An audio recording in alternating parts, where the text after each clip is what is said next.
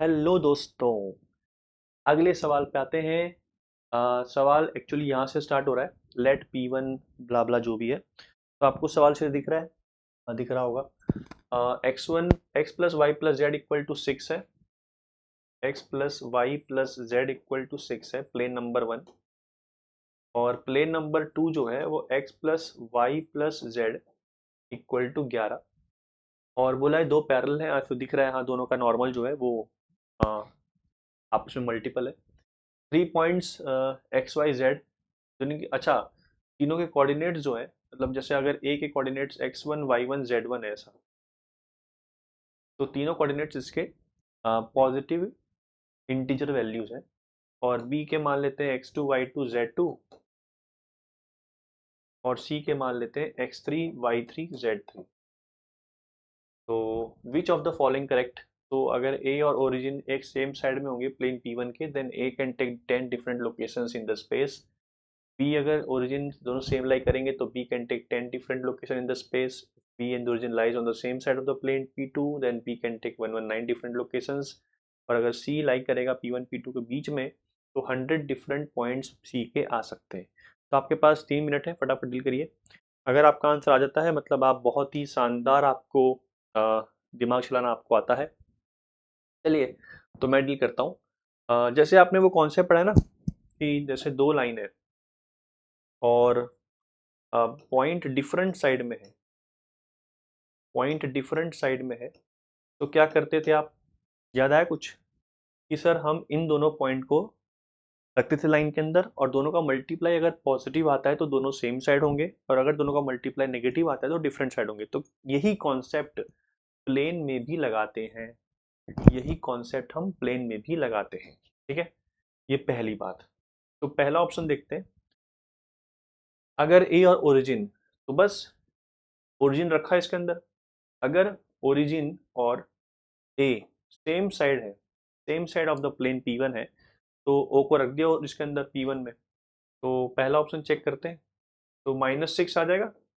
और जब इसको रखा, तो x1 plus y1 plus z1 -6, इन दोनों का मल्टीप्लाई पॉजिटिव आना चाहिए क्योंकि वो सेम साइड में। ओके, अच्छा, तो -6 तो नेगेटिव है, तो इसका मतलब इसको नेगेटिव होना पड़ेगा। तो x plus Y plus z1 -6 less than 0। तो x1 plus y1 plus z1 less than 6। अब यहाँ पर आता है कंडीशन। x, क्या इसमें कौन कौन सी संभावनाएं हो सकती हैं? 5 0 0, yes sir, true. 3 2 0, sir true. 6 0 0, not true, क्योंकि वो बराबर नहीं होना चाहिए सी 6 के। तो ऐसा नहीं फील हो रहा कि हम अ, 5 चीजें 3 लोगों में बांट रहे हैं? हाँ, 5 चीजें हम 3 लोगों में बांट रहे हैं, ऐसा फील हो रहा है? अच्छा, ये तो बैगर्स मेथड से हो जाएगा, क्योंकि उसने यहाँ पर एक हिंट दे रखा है कि क्वांटिटीज जो हैं वो पॉजिटिव इंटीजर्स हैं। अच्छा, पॉजिटिव इंटीजर्स हैं। इसकी फॉर्मूला क्या होती है बांटने की? k-1 c n-1, याद आया कुछ? तो अगर जैसे अब यहाँ पर जीरो नहीं बांटना है, हाँ जीरो नहीं बांटना है, पॉजिटिव इंटीजर कहा है उसने, ठीक है। ओके, तो यहाँ पर क्वांटिटीज अभी के थी, तो k-1, क्योंकि 5 ही चीजें बढ़ सकती हैं। तो कितना हो जाएगा ये? कहना इसे 3 भिखारी हैं, तो 5c2 हो जाएगा। 5c2। अरे बात समझ में आई? क्या करते थे आप? जैसे अगर इसको ऐसा मान लेते हैं, x1 plus y1 plus z1 less equal to 5। तो 5 चीजें बांटनी है आपको। 5 भी बांट सकते हो, 4 भी बांट सकते हो, 3 भी बांट सकते हो, 2 बांट सकते हो क्या? सोच के देखो। अगर 2 बांटोगे ना, जैसे मान लो x1 plus y1 plus z1 जो है, अगर आप 2 बांटोगे, तो इसमें दिक्कत क्या होगी ना, कोई एक खाली चला जाएगा। कोई एक खाली चला जाएगा, अपने को खाली आना नहीं, क्योंकि पॉजिटिव इंटीजर्स कहा है उसने, मतलब वन, कम से कम एटलीस्ट एक होना चाहिए। अच्छा, मतलब कौन कौन सी पॉसिबिलिटी हो सकती है यहाँ पर? 3 या 4 या 5। तो अगर जैसे मुझे 3 बांटना है, तो कैसे बांटते हैं इसको? इसका कितना फॉर्मूला? जैसे मैं 3 बांटना है मेरे को, और सबके पास कम से कम एटलीस्ट एक मिलना चाहिए। तो कितना हो जाएगा ये फॉर्मूला? कितने कितने? 3 - 1 2, और 2c2। एक तरीका ही होगा। एक तरीका ही होगा। और अगर आप ऐसे भी नहीं समझ में आ रहा तो ऐसा समझ लो कि मैं क्या करूंगा, पहले वन वन वन बांट दूंगा मैं, क्योंकि सबको एक तो बांटनी है मेरे को। तो वन वन वन बांट दिया मैंने। अब मेरे पास एक तरीका ही हुआ बांटने का, वन वन वन। अब सबको मिल गया चीजें। तो थ्री थ्री सिक्के देने का तरीका होगा एक। और कैसे लिखा मैंने, K minus one C N minus one. तो आपको ऑलमोस्ट मुद्दा समझ में आ गया कि मुझे यहाँ पे करना क्या है। कंडीशंस क्या थी कि x1 plus y one plus z one less than 6 आना चाहिए। तो यहाँ से अगर मैं कंडीशन लिखूं तो x1 plus y one plus z one equal to K, तो के 3 4 और 5। तो दो क्यों नहीं ले रहा मैं, क्योंकि दो में कोई एक खाली चला जाएगा और अपने को खाली भेजना नहीं है, मतलब कोई भी इंटीजर जीरो नहीं होना चाहिए। तो 3 4 5 5 कंडीशंस आएंगी। तो इसमें और एटलीस्ट वन डिस्ट्रीब्यूट करने का तरीका क्या फॉर्मूला होता है, K minus one C N minus one. ठीक है, के मतलब ये सिक्के बांटने हैं और एन मतलब नंबर ऑफ बेगर्स। ठीक है, एक बार चीजें पढ़ लेना, वो पावर्स डिस्ट्रीब्यूट करने में यही फॉर्मूला काम आता है। तो कितना हो जाएगा ये कितना लिखा है, के की वैल्यू है। ठीक है, और एन तो पहले से क्लियर है, एन तो पहले से क्लियर है, 3 में बांटना है। तो इसमें कितना आ जाएगा, 2c2 plus 3c2 plus 4c2। तो कितना हो गया ये, वन फिर कितना हो गया ये, 6 3 हो जाएगा। और 4 6 आ जाएगा। तो कितना आ गया, 10। यानी कि 10 पॉइंट्स में अलग अलग सी ए के लिख सकता हूँ जो उसको सेटिस्फाई करेगा। तो ये बोल रहा है 10 डिफरेंट पॉइंट्स आ सकते हैं। हाँ बिल्कुल सही ऑप्शन है B, and the origin lies on the same side of the plane P2, then B can take 10 different location in space। अब दूसरा ऑप्शन चेक करते हैं। वैसे आप देखोगे दूसरा और तीसरा ऑप्शन एक जैसे ही है। उसने बस इतना बोला कि 119 डिफरेंट लोकेशंस हैं और उसने बोला है 10। तो देखते हैं। तो अब मुझे zero zero zero zero zero और पी जो पॉइंट है वो सेम साइड है P2 के। तो क्या करते हैं, एक ओरिजिन है और एक बी पॉइंट है। तो रख देते हैं। बी को मैंने क्या माना था, x2 y2 z2। तो रखा जीरो, तो -11 आ जाएगा। और ये आ जाएगा x2 plus y two plus z2 -11 more than zero, क्योंकि वो सेम साइड में। तो x1 x2 plus y two plus z2 less than 11। तो कौन कौन सी संभावना है x2 plus y two plus z2 equal to K, अगर मानते हैं तो के की पॉसिबिलिटी क्या सकती है। या तो मैं 3 बांट सकता हूँ, 3 सिक्के बांट सकता हूँ, 4 सिक्के बांट सकता हूँ, 5 6 7 8 9 10 सिक्के बांट सकता हूँ। तो 3 4 5 से लेकर 10 सिक्के बांट सकता हूँ। ठीक है, और सबको कम से कम एक तो मिलेगा। जैसे फॉर एग्जांपल 3 के लिए कितना हो जाएगा, एन तो यहाँ पे भी 3 ही है तो 2 ही आएगा। तो 2c2 फिर प्लस 3c2 फिर 4c2 और ये हो जाएगा 5c2, ये हो जाएगा 6c2, ये हो जाएगा 7c2, ये हो जाएगा 8c2, ये हो जाएगा 9c2, ये हो जाएगा 10c2।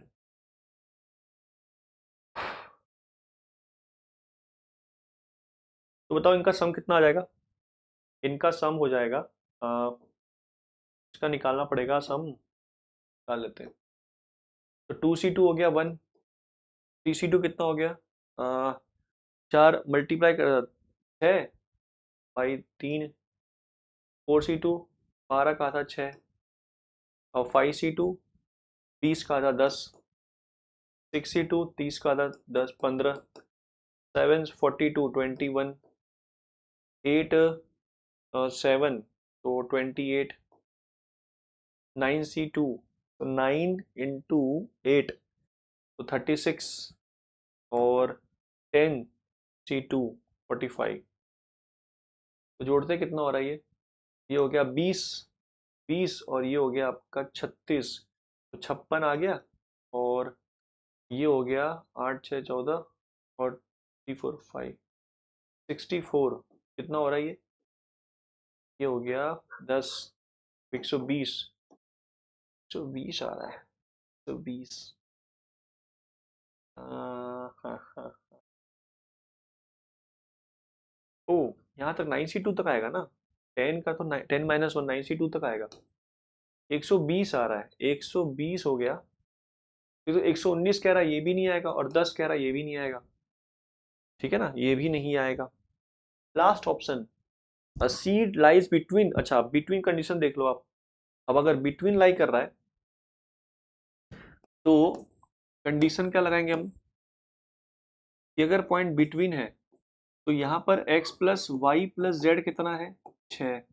और यहाँ पर x plus Y plus Z कितना है, 11। तो इसके बीच में अगर लाई करना है तो 7 या 8 या 9 या 10। x प्लस वाई मतलब इतनी सिक्के बांट सकते हो आप अगर इसमें लाई करना है तो बस हो गया। तो 6C2 के 7 के लिए, फिर 7C2, 8C2 और 9C2 हो गया, 4 10 के लिए 9C2। कितना होता है 6C2 का, 15। ये हो रहा था 7 21। ये हो रहा था 8C2 28। और ये हो रहा था कितना, 9 8 9 8 36। ठीक है, तो ये 36 हो गया ये। और 36 64, एक मिनट, 36 9C2 कितना था, 9 8 36 था। ठीक है, तो 64 64 और 28। एक मिनट, सही तो लिखा है ना, 6C2। 6C2 कितना है, 5 30/2। ठीक है, 42 21, ये भी सही लिखा है। 36 8C2 कितना है, 8 56 आधा लिखा है, 64।